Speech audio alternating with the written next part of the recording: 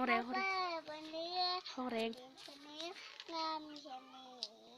ความเสียงเพลงห้องน้ำเดินลงให้ใจว่าวีมันเนี่ย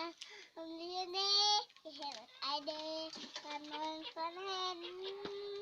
คนรู้ว่าพะบางแต่เสียงนั้นถ้าล่อโลกามันก็ถูกนำโซฟากระเก่าเดินมากับพอเนื้อเย็น คุยไปสมบูรณ์ บุญเคยวัดหนึ่งเป็นบุญ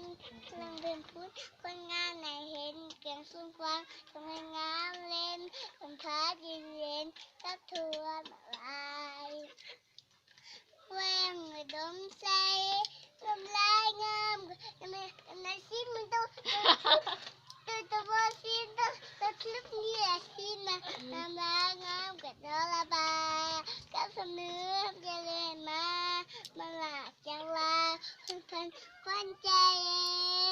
เพลงดึงลีด้านนี้ยังร้องก็อายเขาที่พวกเขามองไงเอาโทษต้องให้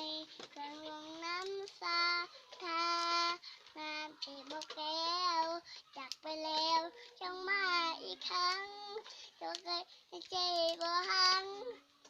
อีกบางครั้งน้ำตาเจียผู้ลีมันสร้างลีดีแง่อักเลยเพื่อนถึงอินเซ่ถึงเนียบอุ่น โพงอ่ะ ห้องเพลงมะห้องเพลงลาวเพลงลาวโอเคก็หูเลย